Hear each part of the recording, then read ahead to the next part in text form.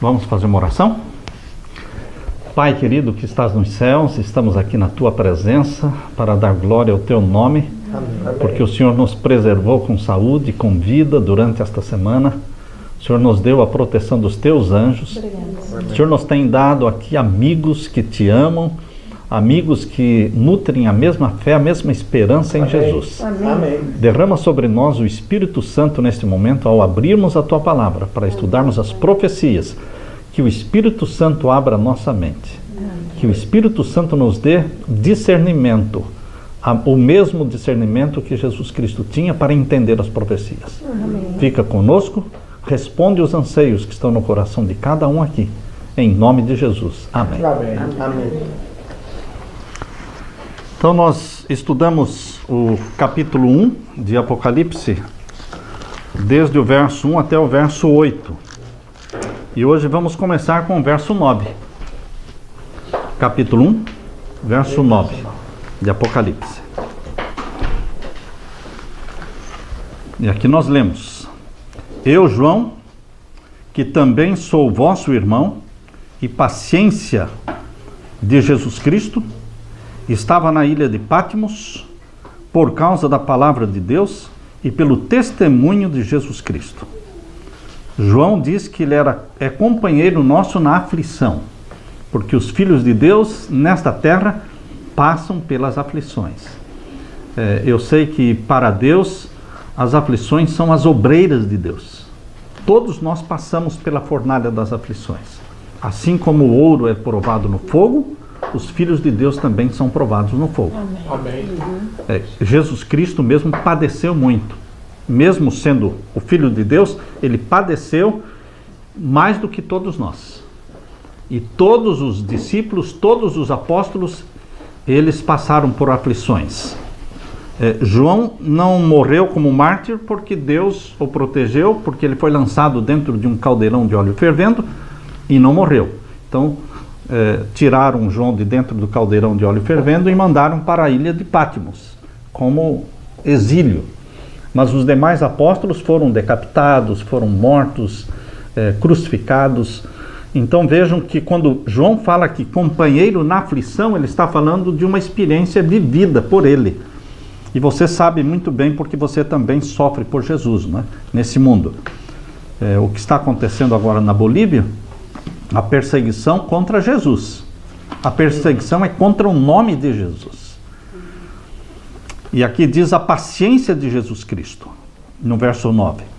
Por que paciência de Jesus Cristo? Porque uma característica do povo de Deus é a paciência. Quando Deus descreve o povo de Deus aqui, em Apocalipse capítulo 14, verso 12, né? Apocalipse 14, verso 12, quando Deus descreve o seu povo aqui na terra, Apocalipse 14 e o verso 12. Ele diz: aqui está a paciência dos santos. Estão vendo aí? Aqui está a perseverança dos santos. Essa tradução aqui é uma tradução mais fiel. Essa tradução que eu uso aqui, em português, é a mais fiel ao texto, não é? E diz a paciência dos santos, porque nós temos que ter paciência. E quando você pede paciência, Deus manda provações. Tá certo? Quando você pede paciência, Deus envia provocações para que você desenvolva a paciência. E aqui diz o verso 9 ainda, capítulo 1, verso 9, estava na ilha de Patmos, chamada Patmos. A ilha de Patmos está na Grécia. É uma ilha que tem cerca de 1000 habitantes. As casas são todas branquinhas. Então você avista de longe a ilha de Patmos, um lugar bonito. E ali tem hoje uma igreja construída ali em cima da caverna, ali onde João teve a visão dele. Nós já estivemos ali na ilha de Patmos. Foi para ali que mandaram João, para que naquele tempo a ilha de Patmos era uma colônia penal, árida, rochosa, sem vegetação. E mandavam os exilados para lá para que morressem ali. E Patmos, em vez de ser o cemitério de João, se tornou a porta do céu para João. Porque ali ele viu o que olho algum jamais viu. Os céus se abriram e ele viu Jesus, ele viu a Nova Jerusalém, então foi a porta do céu para João. Amém. Nunca alguém jamais teve esse privilégio de ver tanta maravilha, aquilo que Paulo diz em 1 Coríntios 2:9, que aquilo que o olho não viu, o ouvido não ouviu, nem mesmo subiu ao pensamento humano, é o que Deus está preparando para aqueles que o amam. Mas João viu, ele teve um vislumbre do céu, visões do céu. Que beleza, né? Ter visões do céu. E aqui diz, por causa da palavra de Deus e pelo testemunho de Jesus Cristo. Testemunho é aquilo que você dá publicamente a favor de Jesus Cristo.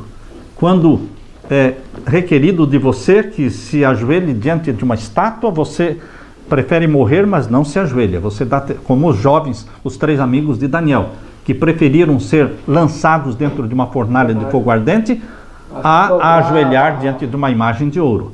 Eles deram testemunho. João deu testemunho. Por isso, no tempo de João, o imperador era Domiciano, e Domiciano se proclamava divino e exigia que as pessoas queimassem incenso para ele, e os cristãos se negavam a isso, e João se negou a fazer isso. Então foi lançado no caldeirão de óleo fervendo, não morrendo, tiraram do caldeirão de óleo fervendo e mandaram para a ilha de Patmos, esperando que lá ele morresse.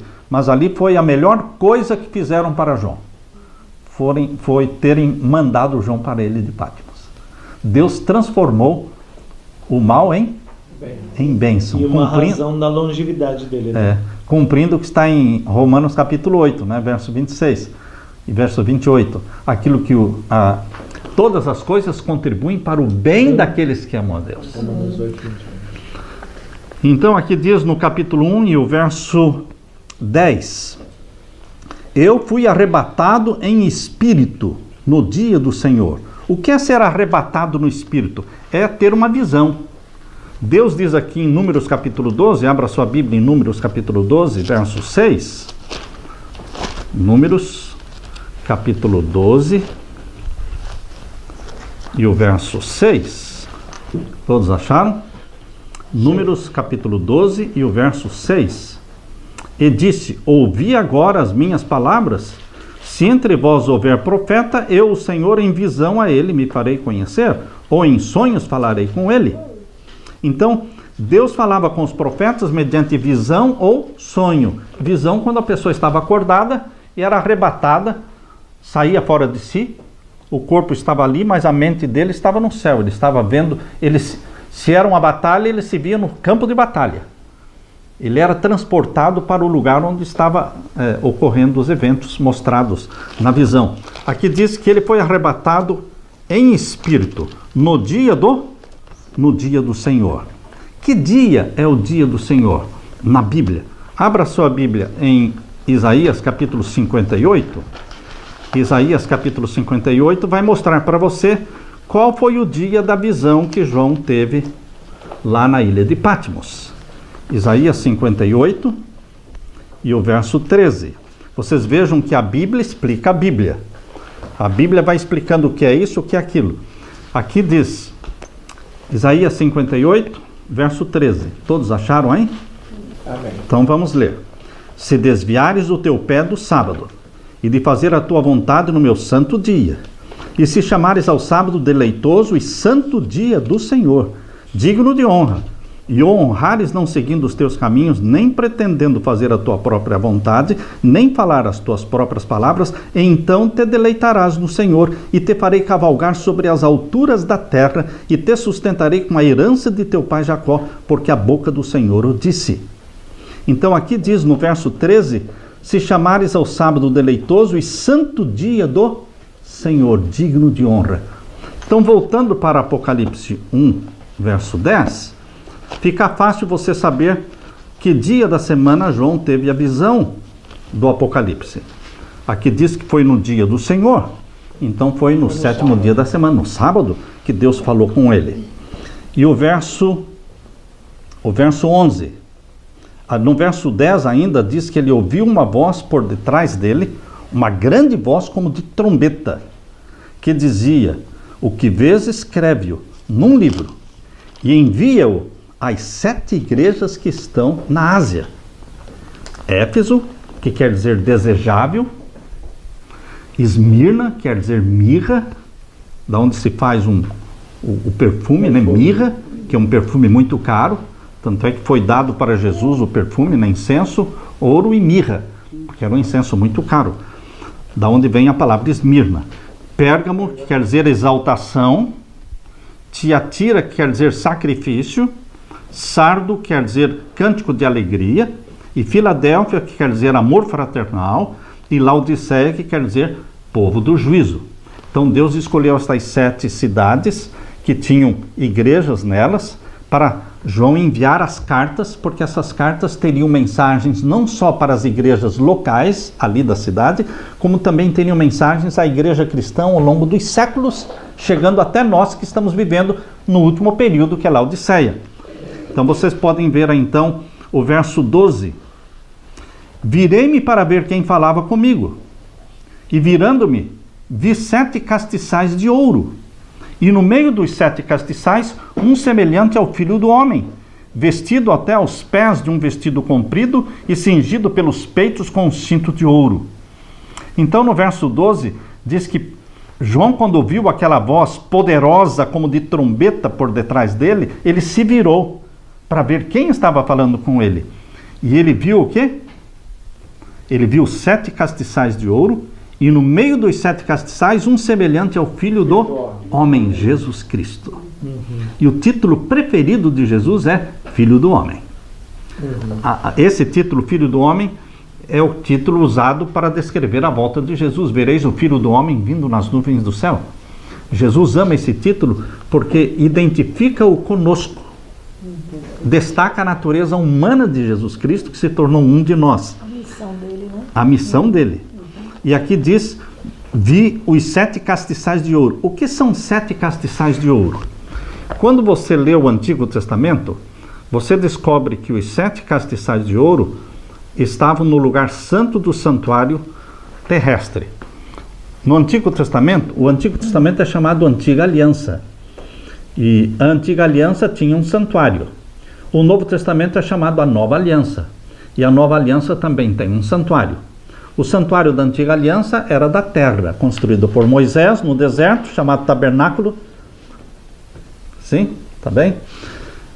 O santuário terrestre construído por Moisés no deserto, depois construído por Salomão em Jerusalém, o templo de Salomão, era o santuário da terra, depois destruído em 586, reconstruído depois por Zorobabel, cerca de 70 anos depois, foi reconstruído, depois foi reconstruído de novo e aumentado, acrescido por Herodes, que se tornou um templo muito maior do que anteriormente.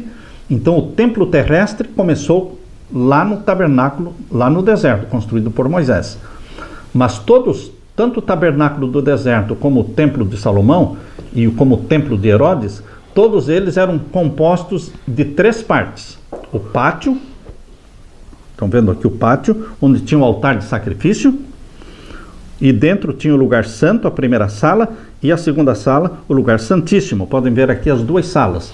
Lugar santo, primeiro com os 7 candeeiros, 7 lâmpadas, com a mesa com 12 pães, e o altar de incenso, diferenciando do altar de sacrifício do pátio.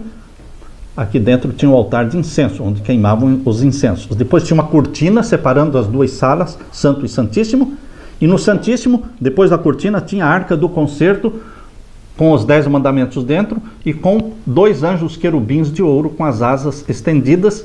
E no meio desses 2 anjos querubins, em cima da arca do concerto, em cima dos 10 mandamentos, aparecia o Shekinah. O Shekinah, que é a glória, a presença real, literal de Deus.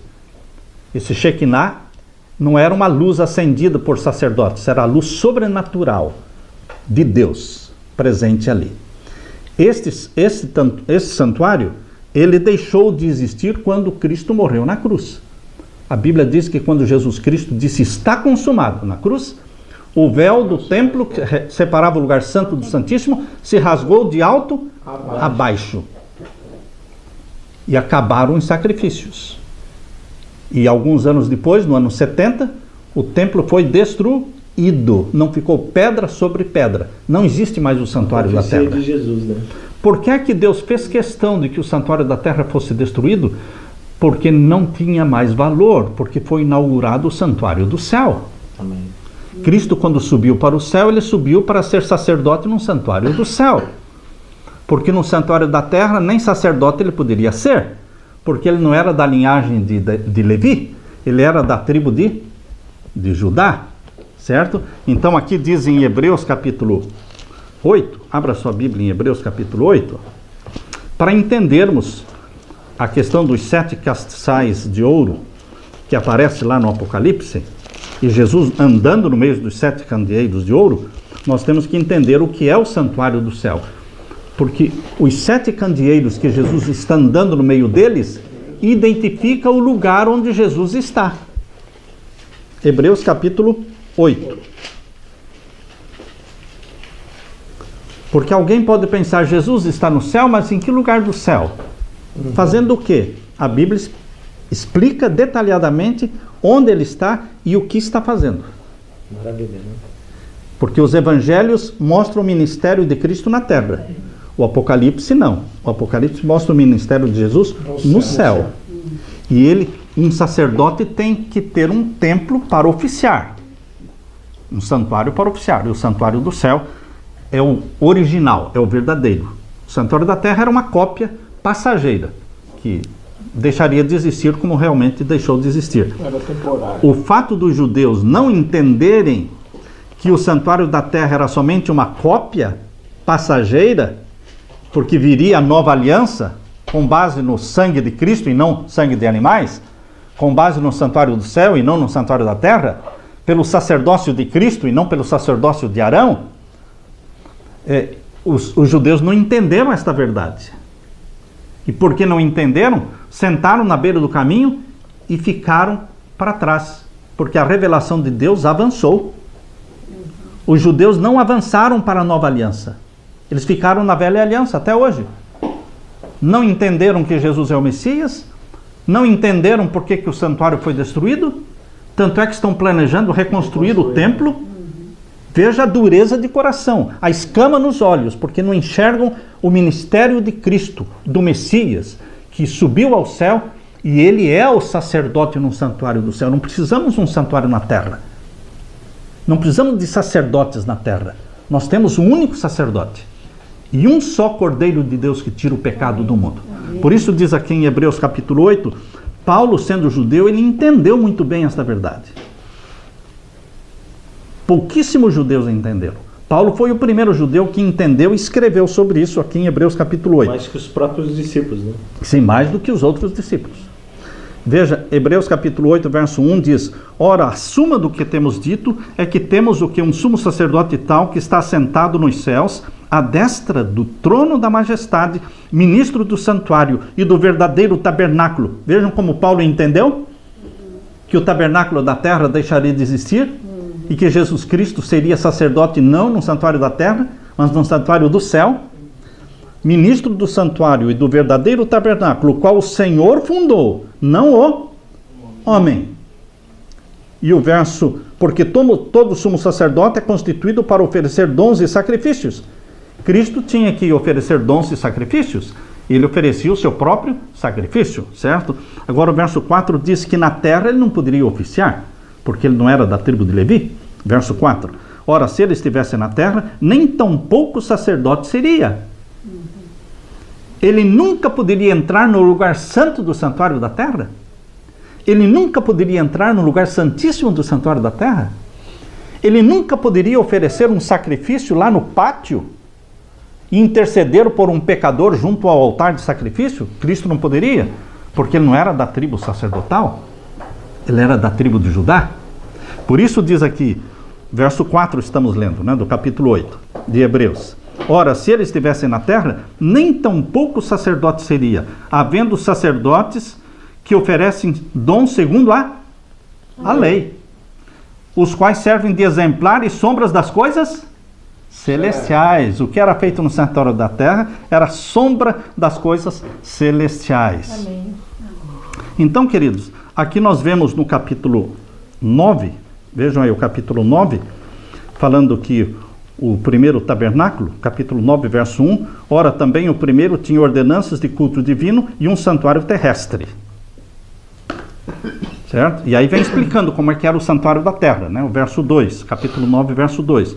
Porém, um tabernáculo, porque um tabernáculo estava preparado, o primeiro em que havia o candeeiro, que era o candeeiro com 7 lâmpadas, a mesa com 12 pães, e é o que se chama um santuário, o lugar santo. Mas depois do segundo véu, estava o tabernáculo que se chama o Santo dos Santos, o Santíssimo. Veja então aqui, queridos, voltando para Apocalipse capítulo 1, quando nós lemos aqui no capítulo 1, se você não tiver uma compreensão do que seja o santuário, primeiro que você não vai entender o plano da salvação. Você não vai entender o plano da salvação se você não entender o que é o santuário. E a doutrina do santuário é a doutrina mais desprezada da Bíblia. A doutrina mais desprezada da Bíblia é a doutrina do santuário. Você não vai ouvir um sermão na televisão, alguém falando sobre o santuário da terra. Never. Nunca.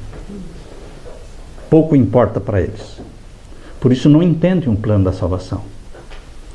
Eles não entendem que ninguém é salvo pela lei. Porque Deus não colocou a lei na porta de entrada do santuário. Por isso, para você se salvar, você não se salva pela lei. Você se salva lá no pátio, no altar de sacrifício. É lá que você é salvo. E o altar de sacrifício do santuário celestial é o monte do Calvário.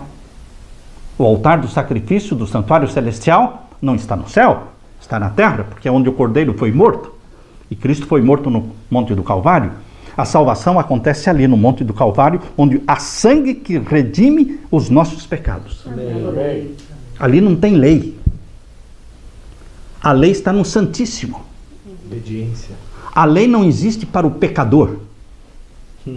Para que serve a lei para o pecador? Para nada. Primeiro que ele não consegue guardar mesmo.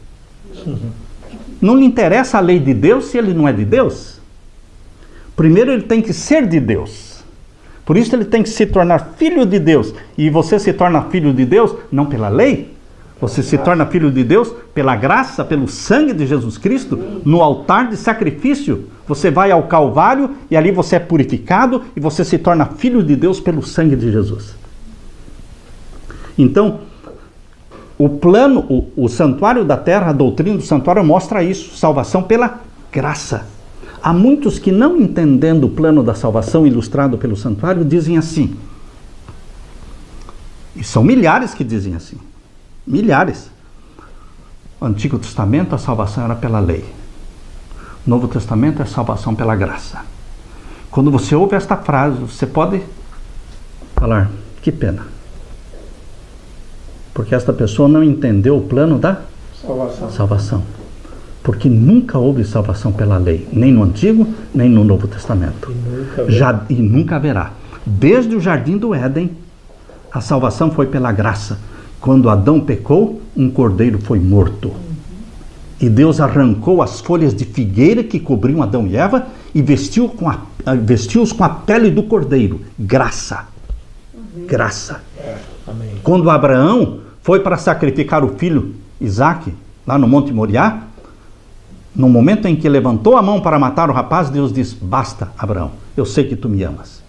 E Abraão olhou para o lado e viu um cordeiro. Representando o Cristo. Por isso que Jesus disse, lembra quando Jesus disse, Abraão exultou por ver o meu dia e viu. Que experimentou, né?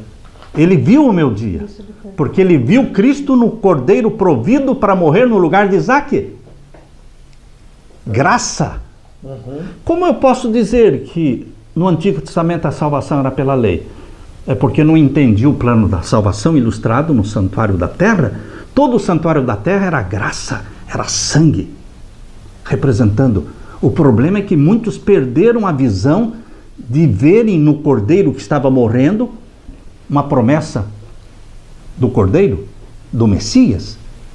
Muitos começaram a matar os cordeirinhos como se o cordeirinho é que salvasse ele. O animalzinho, mas sangue de animal não salva ninguém. Era pela fé no sangue do Messias. Sempre foi pela fé e pela graça. Agora, quando Jesus morreu na cruz, então acabou o santuário da terra e foi inaugurado o santuário do céu. Ele subiu ao céu para iniciar o ministério no céu. Por isso o Apocalipse fala do ministério de Cristo no céu como nosso sacerdote. Por isso, quando mostra aqui no capítulo 1 de Apocalipse, verso 12, veja como vai fazer sentido agora para nós as palavras do verso 12. Virei-me para ver quem falava comigo, e virando-me, vi 7 castiçais de ouro. Ah, João está olhando o santuário do céu, mas ele não está olhando o Santíssimo, ele está olhando o lugar santo do santuário celestial, onde tem a mesa com os pães, onde tem os 7 candeeiros. E os 7 candeeiros não estão assim como era no santuário da terra, um candeeiro só, com 7 lâmpadas. Não, são 7 lâmpadas separadas, porque Jesus está andando no meio deles. Jesus está andando no meio dos 7 candeeiros. Vejam aqui o verso 13. E no meio dos 7 castiçais, um semelhante ao Filho do Homem, vestido até aos pés de um vestido comprido e cingido pelos peitos com um cinto de ouro. Jesus está vestido como o sumo sacerdote se vestia, lá no santuário da terra. Esta era a vestimenta do sumo sacerdote. Satanás quer continuar colocando um santuário na terra. Vocês já ouviram falar de confissão auricular? Confissão auricular é quando o membro da Igreja Católica vai ao confessionário e confessa os seus pecados ao padre, e o padre o perdoa. Ou seja, ele não foi a Jesus, ele foi ao padre. Isso era no Antigo Testamento, que a pessoa não ia a Jesus, ia a Arão, ao sacerdote, e pedia perdão. E o sacerdote ali estava representando Deus, mas no Novo Testamento não tem sacerdote representando Deus, porque você vai diretamente ao sacerdote Jesus Cristo. Amém. É o nome de Jesus Cristo que abre as portas do céu e você vai ao Pai através de Jesus. Ninguém vem ao Pai senão por mim. Não existe mais separação entre você e o Pai, porque Jesus Cristo abre as portas para você ir ao Pai. Você não precisa de um mediador na terra. E quando nós colocamos mediadores na terra, nós estamos destruindo a intercessão de Jesus no céu, impedindo as pessoas de irem até Jesus Cristo como mediador nosso. Por isso Satanás criou na terra muitos santos, pessoas boas, mas quando elas foram feitas santas e mediadoras, então aí foi exatamente uma estratégia de Satanás para desviar as pessoas de Cristo, o único que pode perdoar. Vamos ler 1 Timóteo capítulo 2, verso 5. Primeira carta de Timóteo, capítulo 2 e o verso 5. Primeira carta de Timóteo, capítulo 2 e o verso 4 e 5, vamos ler. Todos acharam? Que quer que todos os homens, acharam, hein? Que quer que todos os homens se salvem. Deus estabeleceu um número para se salvar? Não, Deus quer que todos se salvem. Quanto mais, melhor. Jesus morreu por todos, por que todos não podem se salvar? As pessoas que não se salvarem é porque não aceitaram o sangue de Jesus Cristo, mas ele morreu para salvar a todos. Quer que todos os homens se salvem e venham ao conhecimento da verdade, porque há um só Deus, um só mediador entre Deus e os homens, Jesus Cristo, o homem. Um só mediador. Só que Jesus é mediador no santuário do céu. No santuário da terra ele não poderia ser mediador, tá certo? Voltando então para Apocalipse capítulo 1, vamos ver agora o verso 13, não é? Verso 13. Verso 13 nós lemos. Vamos ver agora o verso 14. E a sua cabeça de Jesus, e cabelos eram brancos como lã branca, como a neve, e os seus olhos como chama de fogo. Procure visualizar isso aí. Cabelos compridos, brancos, e olhos como chamas de fogo. E os seus pés, semelhantes a latão reluzente. Os pés de Jesus brilham. João assistiu isso. Ele viu a cores esta visão, tá certo? E aqui diz, os seus pés semelhantes a latão reluzente, como se tivessem sido refinados numa fornalha, E a sua voz como voz de muitas águas. Uma voz poderosa, uma voz cheia, voz como de muitas águas. E o verso 16, e ele tinha na sua destra 7 estrelas. Então, na sua direita ele tinha 7 estrelas, e da sua boca saiu uma aguda espada de 2 fios. Você já pode perceber o que é essa aguda espada de 2 fios? Você consegue entender o que é essa aguda espada de 2 fios? Em Hebreus diz o quê? O que fala em Hebreus sobre a palavra de Deus? Hebreus capítulo 4. Hebreus capítulo 4 e o verso 12. Hebreus capítulo 4 e o verso 12. A Bíblia explica a Bíblia. Não aceite uma explicação da Bíblia feita por um ser humano pecador como você. Mas quando um verso explica outro verso, isso dá segurança, dá solidez para a nossa fé. Hebreus capítulo 4, verso 12. Porque a palavra de Deus é viva, eficaz e mais penetrante do que espada alguma de 2 gumes, e penetra até a divisa da alma e do espírito, e das juntas e medulas, e é apta para discernir os pensamentos e intenções do coração. Então a palavra de Deus é comparada a uma espada de 2 gumes que penetra até os nossos pensamentos, nossas intenções, aquilo que você imagine na sua alma. A Bíblia discerne aquilo que você está imaginando, porque não é um livro feito de papel, é um livro vivo. Amém. A Bíblia é viva. Eu fiz muitas conferências com a Leila, cruzadas evangelísticas de 64 noites. 64 noites. Todas as noites, sem interromper nenhuma. Eu via bêbados, drogados chegarem ali, e eu dizia para os secretários, deixem que ele se assente, coloquem uma Bíblia na mão dele. A pessoa vinha toda cheirando mal, fedido, sujo. Eu dizia, porque nós tínhamos um monte de Bíblia na porta da entrada, eu dizia, coloca uma Bíblia na mão dele. Porque quando a pessoa pega a Bíblia, é um livro vivo. Não tem como você pegar a Bíblia, abrir e começar a ler e não acontecer nada. Não tem como acontecer isso. Porque a Bíblia, ela é viva. E aquele homem bêbado, no outro dia ele voltava, e dali 2 dias ele vinha com a esposa, com os filhos, agora já limpo, já banhado, e sentava com a família. E dentro de pouco tempo aquele homem estava descendo as águas batismais. Amém. A Bíblia, diz aqui, é viva e eficaz. Transforma o nosso caráter à semelhança do caráter de Jesus. A Bíblia nos transforma em filhos de Deus. Porque você e eu nascemos nessa terra como filhos da carne, amigos de Satanás. Mas quando você começa a ler a Bíblia vai transformando-nos e nos torna, pelo sangue de Jesus, filhos e filhas de Deus. Amém. Por isso essa espada que saía da boca de Jesus aqui em Apocalipse 1, estamos lendo agora o capítulo 1, não é? De Apocalipse, e o verso 16, né?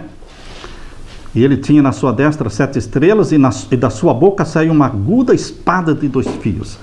A Bíblia é uma palavra viva. Por isso Satanás tem raiva da Bíblia. Vocês sabem que durante a Idade Média a Bíblia estava entre os livros proibidos de serem lidos. Só quando o Papa foi preso, no dia 10 de fevereiro de 1798, prenderam o Papa Pio VI, e ele foi levado para a prisão em Valença, na França. Então, com a prisão do Papa, em 1798, a Bíblia foi tirada, desacorrentada, foi libertada, foi tirada do cárcere. 1798, 6 anos depois, fundaram a primeira sociedade bíblica do mundo, de Londres, Sociedade Bíblica Britânica, 1804. 1816 fundaram a segunda sociedade bíblica do mundo, americana, e o mundo foi cheio de Bíblias. Amém. Quando prenderam o Papa, a Bíblia se libertou e foi colocada na mão de todo mundo. Hoje todos têm Bíblia. Por isso o Evangelho está se espalhando, está pipocando, e almas estão se convertendo. Amém. Porque estão sendo levadas a Jesus Cristo, o mediador, Jesus Cristo que perdoa, Jesus Cristo que transforma. Amém. Então aqui diz no capítulo 1 e o verso 17 agora, não é? Verso 17. E eu, quando ouvi, caí a seus pés como morto. É muito próprio do profeta. Daniel fala assim também, que quando ele contemplou, ele ficou sem forças e caiu. Diante daquele poder, você sente aquela fraqueza das pernas e você cai. Diz aqui, eu quando ouvi, caí a seus pés como morto. E ele pôs sobre mim a sua destra, ou seja, ele colocou a mão direita sobre João, disse, não temas. Existe um não temas para cada dia do ano, vocês sabiam? Que na Bíblia existe um não temas, existem 365 não temas na Bíblia. Existem 365 vezes repetida esta frase, não temas, não tenha medo na Bíblia, porque é um não temas para cada dia do ano. Amém. Não tenha medo. Satanás domina as pessoas pelo medo. Mas na primeira carta de João, capítulo 4, diz que o amor de Deus expulsa fora o medo. Amém. Amém. O amor de Deus expulsa o medo. Amém. Quem ama a Deus não teme nada. Amém. Eu costumo dizer, quem tem o temor de Deus não tem nenhum outro temor. Não tem medo. Nem da morte. Porque se morrer, é um sono. Será despertado pela voz de Deus, dizendo, filhos, ressurjam. Amém. Amém. Então diz aqui, não temas, eu sou o primeiro e o último. Jesus Cristo está dizendo, não tenha medo, João. Eu sou o princípio, eu sou o fim, eu sou o alfa, eu sou o ômega, eu sou o primeiro, eu sou o último. Jesus tem que ser o primeiro na sua vida, tem que ser o último na sua vida, tem que ser tudo na sua vida. E o verso 18, e o que vivo e fui morto, mas revivi. O túmulo de Jesus está vazio. Amém. A sepultura de Jesus está aberta. Amém. E ele, quando saiu do túmulo, ele proclamou sobre o túmulo vazio, eu sou a ressurreição e a vida. E aquele que crer em mim, ainda que morra, viverá. Amém. Que bendita esperança! Veja quão triste seria a história do cristianismo se o último capítulo da história do cristianismo fosse o túmulo de José de Arimateia com a pedra selada, com Cristo tendo o corpo de Cristo lá dentro. Que triste seria o cristianismo se terminasse em morte. Não existiria. Mas não, o cristianismo não termina em morte, termina em vida, porque o túmulo está aberto. Amém. O túmulo de Maomé não está vazio. Eles têm as cinzas do corpo de Maomé. A sepultura de Napoleão Bonaparte não está vazia. Mas o túmulo de Jesus está vazio. Lembram que o anjo disse naquela manhã? Ele não está aqui, porque já ressuscitou. Ele não está aqui porque já ressuscitou. O cristianismo é uma religião que adora um Deus vivo, não um Deus morto. Um Cristo morto não poderia fazer nada, porque o morto não sabe nada, não faz nada. Mas um Cristo vivo pode cumprir com as promessas que ele fez. E ele está vivo, ele está aqui conosco agora, estudando a Bíblia conosco. Ele está aqui conosco. Eu vivo e fui morto, mas eis aqui estou vivo para todo sempre. Amém? E tenho as chaves da morte e do inferno. Cristo tem as chaves da morte e do inferno, porque ele venceu a morte. Satanás colocou ao redor do túmulo de Cristo uma legião de demônios para que impedissem a ressurreição de Cristo, porque Satanás sabia da profecia de que Jesus Cristo morreria, mas ao terceiro dia ressuscitaria. Ele colocou uma legião de demônios ali, e soldados romanos, e a pedra com o selo romano, tudo para impedir a ressurreição de Jesus. Mas desceu um poderoso anjo do céu, Gabriel.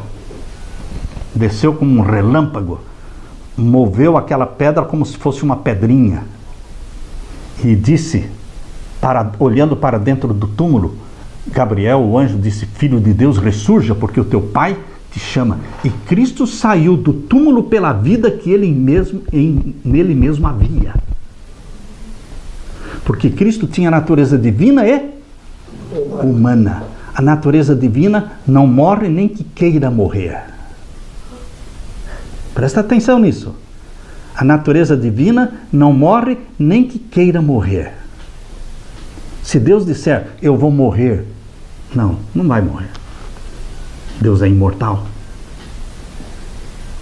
Deus é imortal. Por isso Jesus se tornou homem. Mas era um homem Deus.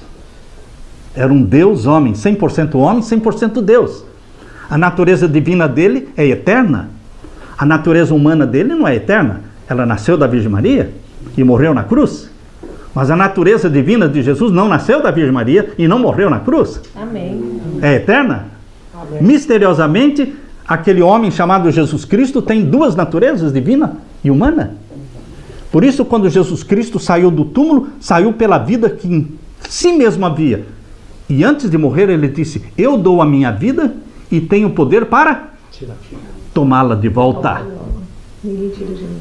Ninguém tira de mim. Eu a dou E a toma de volta. e eu a tomo de volta. Por isso ele ressuscitou e deixou o túmulo vazio.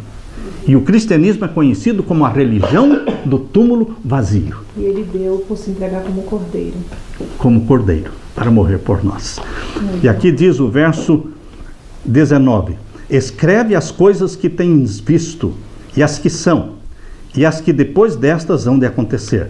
Veja que o que João escreveu, por ordem de Jesus, aqui no Apocalipse, são coisas que dizem respeito a você e a mim. Porque diz: escreve estas coisas que tens visto, as que são, do tempo dele, e as que depois destas hão de acontecer. Chega até você. Por isso estamos estudando o Apocalipse. Porque o Apocalipse tem profecias que dizem respeito aos nossos dias.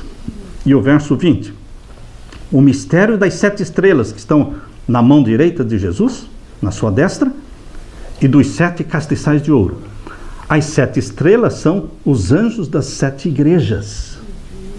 E os 7 castiçais que viste são as 7 igrejas. Estes 7 candeeiros que estão no santuário do céu, no lugar santo do santuário celestial, representam as 7 igrejas, que duraria todo esse período desde o ano 31 até a volta de Jesus. Nós estamos vivendo no período de Laodiceia, que vai até a volta de Jesus. E Jesus foi visto andando no meio dos 7 candeeiros, que são as 7 igrejas, cumprindo a promessa: eis que eu estou convosco todos os dias, até a consumação dos séculos. Esta imagem em que eu vejo Jesus andando no meio dos 7 candeeiros, é Jesus andando no meio das 7 igrejas. Jesus esteve presente com os cristãos na igreja de Éfeso, de Esmirna, de Pérgamo, de Tiatira, de Sardes, de Filadélfia e de Laodiceia. Eis que eu estou convosco. Você nunca está sozinho. Amém. Eu tenho um sermão no meu site, no meu YouTube. Você nunca está sozinho. Amém. Você não está sozinho. Não tenha medo. Tenha um bom ânimo. Eu venci e vocês vencerão também. É a palavra de ânimo que Jesus está dando para você. Tenha certeza, meu querido irmão, que você nunca está sozinho. Amém. Eis que eu estou convosco. Jesus Cristo vai voltar, porque ele vai continuar cumprindo esta promessa. Estou convosco desde a fundação do mundo, né? Até os confins da terra. Amém. Que Deus nos abençoe. Amém. Vamos fazer uma oração? Obrigado, Pai. Tivemos aqui uma mensagem maravilhosa da Tua palavra. Amém. Amém. Palavra viva, eficaz, que Amém. mexe conosco, mexe com os nossos pecados, mexe com os nossos maus hábitos, corrige os nossos defeitos de caráter. Amém. E nos transforma em homens e mulheres, filhos e filhas de Deus. Amém. Que a Tua graça, a graça que vem-nos pelo sangue de Jesus Cristo, repouse sobre cada um que aqui está. Amém. Faze-nos Teus filhos e volte logo nos buscar, querido Jesus. Amém. Em Teu nome pedimos. Amém. Amém.